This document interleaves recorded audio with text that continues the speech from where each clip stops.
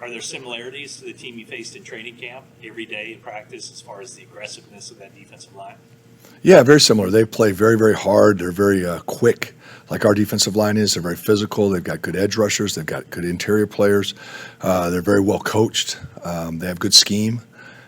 So yeah, it's Dallas is a very, very good football team, very well coached and talented front group of guys to deal with, and they've been a challenge for everybody all season, and they'll be a challenge for us for sure on Sunday. What stands out about Micah Parsons?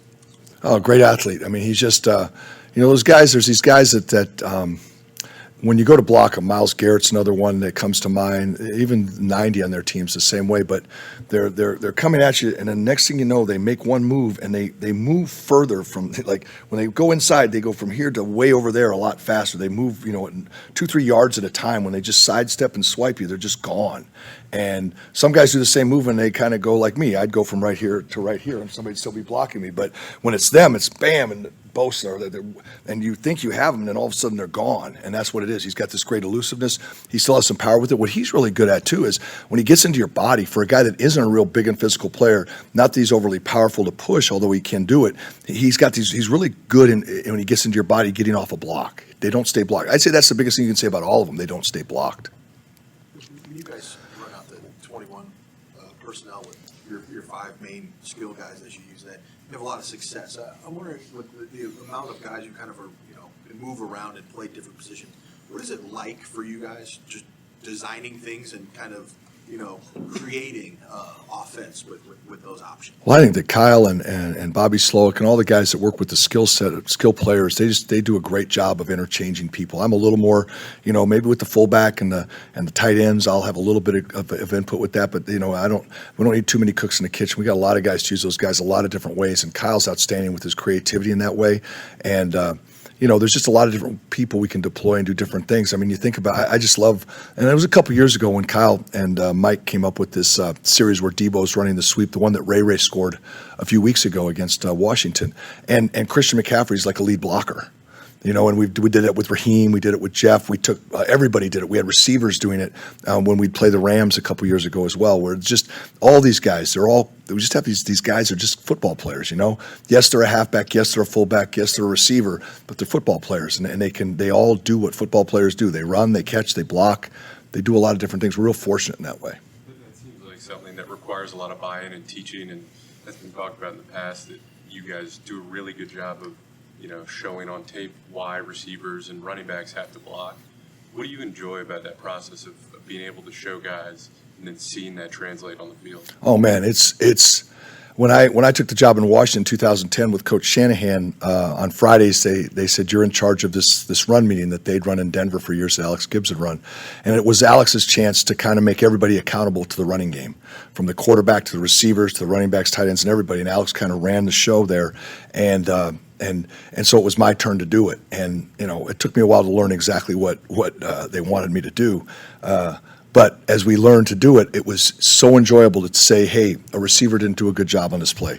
Instead of just ripping Santana Moss or whoever the receiver might be at that point, it was more of, let me show 3 good clips of Santana doing something during the week or during the week before his game, and then building upon that and say, now when we do this, how it all ties together, how every single person from the angle of running back to how the receivers block to the linemen, and they can see it and they get a vision for it, and they all start to buy into their little piece is why we can have success doing stuff. And it's crazy. It's so much fun to watch the buy-in because it all kind of fits together like a puzzle when it's right. And you've seen, you guys see some of the plays. We're fortunate, again, Dallas could come in here and they'll get after our butts, and we'll be lucky to get back to the line of scrimmage in some way. But I'll tell you what, right now, when you see one, like the one that went the other day with Christian for 60-something yards, I mean, it's just cool. It's really cool. When everybody buys in and does what they're supposed to do, sometimes you hit it right. Might have been a bust on their part. It doesn't matter. It still it shows up good. And then everybody says, hey, look, if I do my part, it's not just that. It's a big play. Keeps us on the field, gives everybody a chance, gives a receiver a chance to catch another pass, a runner back to get another run, whatever it is, it all ties together. It's a cool process.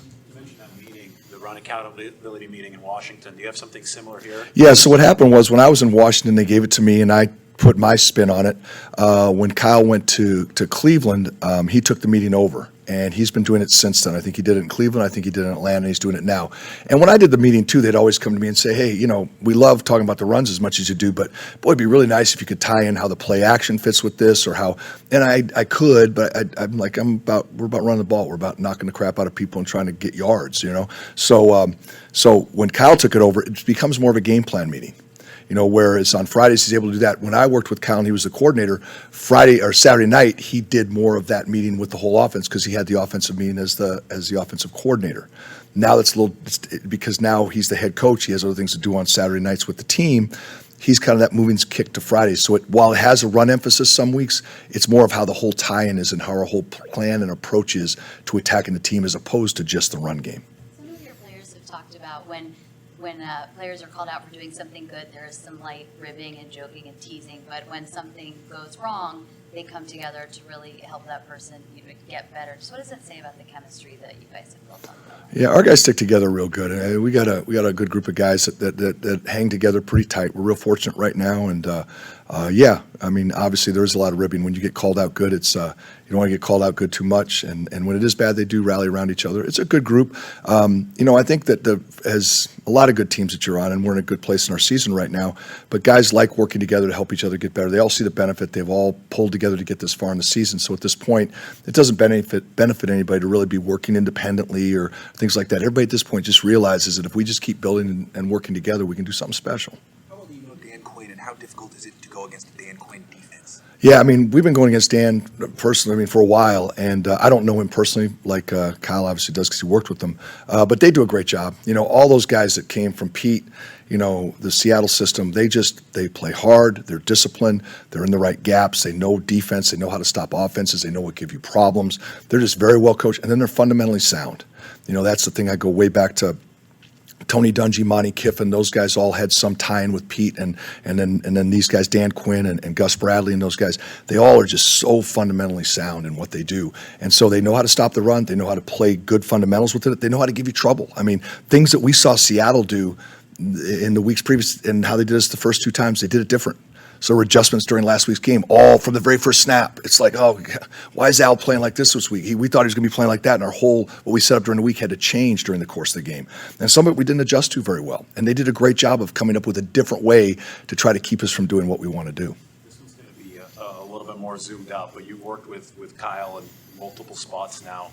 I know that you're kind of zoomed in on the minutia right now in the middle of the playoff run, but he's on his third quarterback this year, the offense is putting up some of its biggest numbers. What is it about Kyle and his system that has been able to kind of perpetuate success from QB to QB to QB to keep it this efficient? Well, I credit to, you think about when he started coordinating back in Houston. He was a couple years, 1 or 2 years as a position coach. Next thing you know, he's calling plays. So that was pre-2010 when I met him. So it was a couple years. I don't remember his first year as a coordinator. But he's been calling plays since that time. So we're going on 12, 13, 14, 15 years where it's been his system, his plays, his verbiage, his terminology, and it's built from what he learned from his dad to what he learned from Gary in Houston, Gary Kubiak, and then what he's done since then, which has been outstanding. And so when you own it like that, you can plug and play. You can see where things that you have, things that you've done fit this skill set, or they fit that skill set. Or we had Pierre Garçon in this spot. He had Julio Jones in this spot. Now he has Debo in this. And what's the skill set of these players? When we had Robert Griffin, how we had to adapt to him and make it all work within our offense and still keep the basic tenets of this offense, but yet marry it to the zone read and things like that. So Kyle, to me, that's why I'll reference him in every time we talk here. I'll reference him because it's his deal, and yet he's managed to always understand. He has such a great grasp on it. I remember we put a play in this year, and it was like I wanted to name it a certain name, and I named it that, and we ran out of practice. He goes, "You can't name it this." Why? Well, that's a formation. I said, Kyle, I haven't heard that formation in 2 years. Yeah, but it's in the book. It's the formation. We can't call it that. We had to change the name. I'm like, okay, it is a formation, and we hadn't used it in a while. And that's the kind of stuff that he has recall that goes back forever. And he's obviously very, very smart and has great recall. So there's just this whole or this whatever you want to call it, just years and years of it. And that's why he's able to mix and match and understand how it all works. Because when you just have a complete knowledge, 3 of the big plays that we've made, okay, the play to Kittle up the sideline against in Mexico that we've had against Arizona, the one Kittle against Washington, and the 75-yarder to Debo. None of those 3 plays were on the game plan. Not one of them. If you've seen the call sheet, right, you've seen it hold up. There's a lot of writing on that, right? He says, no, what they're doing, this is what we're going to call. And he calls something based on what he sees in the game that isn't even on the list.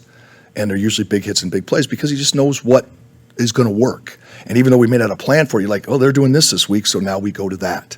And it's forever. I've been amazed since I worked with him, and I don't stop doing that. It's just how he does it, and it's just his grasp on what he's doing. And I'm assuming that's extremely unique. What's that? To call that, sure, that's extremely unique to call a play that's not. Yeah, I mean, a lot of guys can do it. I'm always marvel at him because of the timing of it, calling it. There's just a lot that goes into it. Obviously, you can say, hey, the corner is jumping the receiver, we're going to call a double move and throw a touchdown pass. Or there's certain things that everybody, and it happens a lot. It does happen a lot. He's just been he's really, really good at it. And when he does know, and as a result, you've heard us talk before, we've always gotten unscouted looks, things, because they really don't want him to know what they're doing.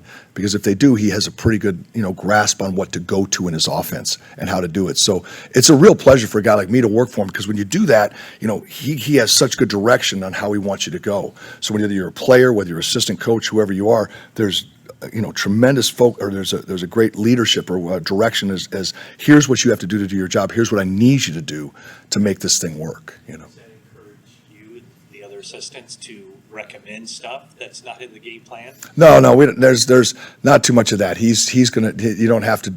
I'm telling you, there's plenty to call. He's just looking. Where's that dagger? Where's that play that I think will really get him on this one? And that's what he's sometimes looking up and doing that. Yeah, can you suggest some things that maybe aren't in there? There's been a couple of those through the year, but it's mostly coming from him.